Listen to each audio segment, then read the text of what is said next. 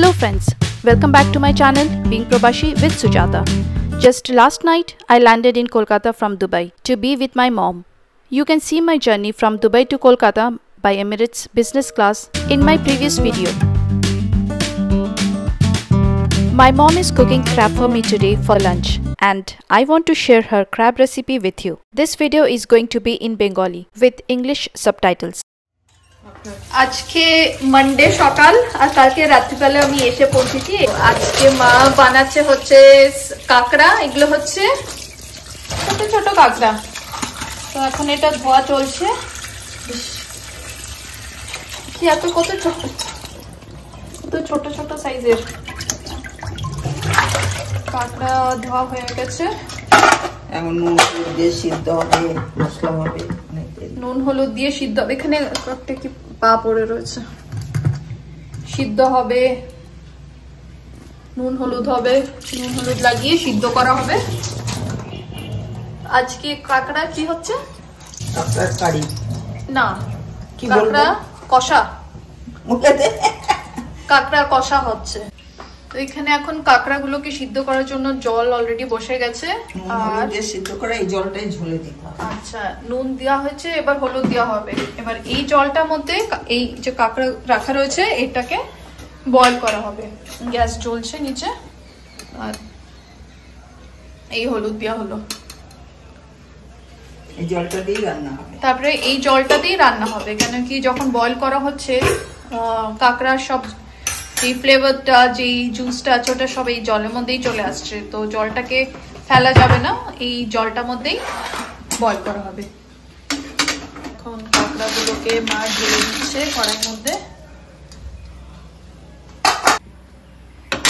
এটা এখন সিদ্ধ করতে দেওয়া হয়ে গেছে। কতক্ষণ লাগবে মা এটা সিদ্ধ হতে?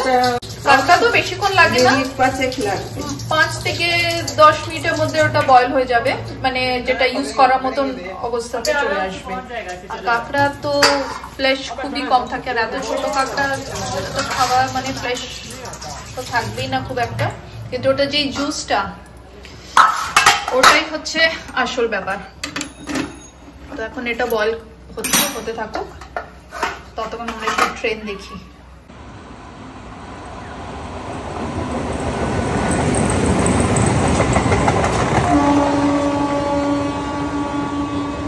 মার রান্নাঘর দিয়ে এখানে সামনে ট্রেন লাইন, হ্যাঁ রান্না করতে করতে ট্রেনও দেখছে, ট্রেনের লোকেদেরকেও টাটা করে। কাঁকড়া এখানে বয়েল হয়ে গেছে, কি সুন্দর কালারটা এসে গেছে। আর এখানে আদা রসুন পেঁয়াজ অলরেডি কাটা হয়ে গেছে, তেলে ফোড়ন দেওয়া হয়ে গেছে। তেলে ফোড়নের মধ্যে পেঁয়াজটাকে ভাজবো, ফোড়নের মধ্যে কিছু তো তেজপাতা শুকনো লঙ্কা জিরে, তেজপাতা শুকনো লঙ্কা জিরে দেওয়া হয়েছে, তারপরে পেঁয়াজটা ভাজার জন্য দেওয়া রয়েছে। আর এটা হচ্ছে আদা রসুনের পেস্টটা, যেটা আমরা এখনই ঢালিনি, আর একটু পরে অ্যাড করবো। সুন্দর পেঁয়াজ ভাজা হচ্ছে, কতক্ষণ হবে এটাকে? ওই একটু লাল লাল হবে, একটুখানি ব্রাউনিশ ভাজা ভাজার মতন হালকা ভাজা হলে পরে তখন এই আদা রসুনের পেস্টটা দিয়ে দেওয়া হবে। তারপরে এখানে অলরেডি কাঁকড়াটাকে বয়েল করে রাখা হয়েছে। এটা হচ্ছে যে কাঁকড়াটা বয়েল করা হয়েছিল ওটার স্টকটা, ওটার ওই জলটা। আর এখানে পেঁয়াজ আর কাঁকড়া একসাথে ফ্রাই করা হচ্ছে। পেঁয়াজ রসুনটা এখনো দেওয়া হয়নি, রসুন আবার এখনো দেওয়া হবে, এখন দেওয়া হবে। এখন আদা আর রসুনের যেটা পেস্ট করা হয়েছিল, এটা কিন্তু মিক্সিতে করা না, এটা হাতেই কি যেন বলে গ্রেটার দিয়ে করা হয়েছিল সেটা। আর এখন পরে জলটাকে একটু পরে না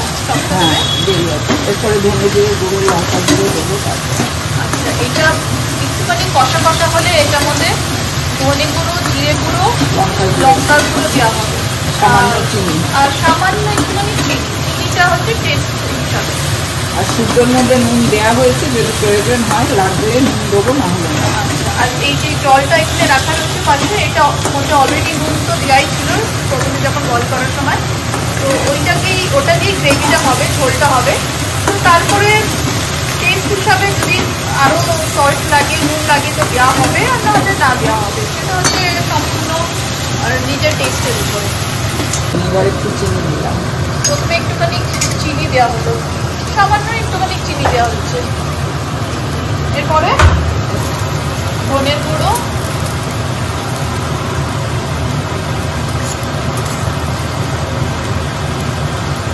চামচ ধনের গুঁড়ো হলো। এখন জিরের গুঁড়ো হচ্ছে আরো ওরকমই 3 চামচ, 3-3.5 চামচ। ওখানে কাঁকড়া কত বেরোচ্ছে?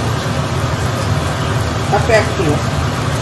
এই আর এই লঙ্কার গুঁড়ো, এই যে মশলাটা দেওয়া হচ্ছে এটা হচ্ছে প্রায় 1 কিলো কাঁকড়ার জন্য ইউজ করা হচ্ছে এই মশলাটা। 3 চামচ ধনে গুঁড়ো, 3.5 চামচ জিরে গুঁড়ো, লঙ্কাটা নিজেদের উপরে। আচ্ছা, এরপরে এখন এই যে জলটা আগে কষতে হবে, দিয়ে একটুখানি কষতে হবে। পুরোটা কিন্তু এখনই দেওয়া হয়নি, এখন জাস্ট একটুখানি জলটা দিয়ে যাতে মশলাটা না পুড়ে যায় সেই জন্য কষানোর জন্য জলটা দেওয়া হয়েছে।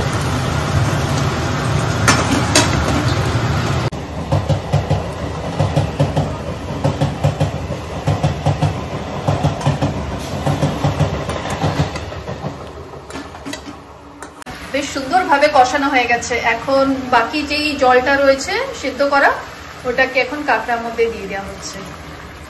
আর এটাই হবে আমাদের ফাইনাল গ্রেভিটা, ফাইনাল ঝোলটা, যেটা একটুখানি মশলার সাথে মাখামাখি হয়ে বেশ সুন্দর ঝোলটা টেস্টটা আসবে।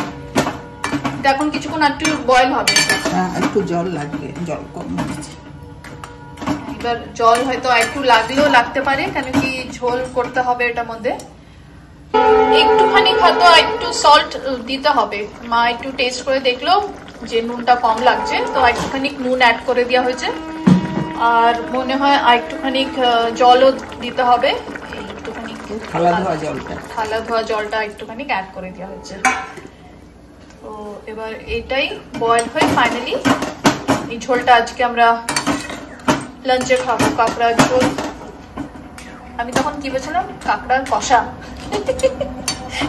কাঁকড়ার ঝোল হচ্ছে। এটা হলো আমাদের ফাইনাল প্লেটিং, কাঁকড়ার কষা বা ঝোল, যেটাই হয়েছে অসাধারণ খেতে হয়েছিল, জাস্ট মাইন্ড ব্লোয়িং। আপনাদের কেমন লাগলো এই ভিডিওটা আমাকে নিশ্চয়ই জানাবেন।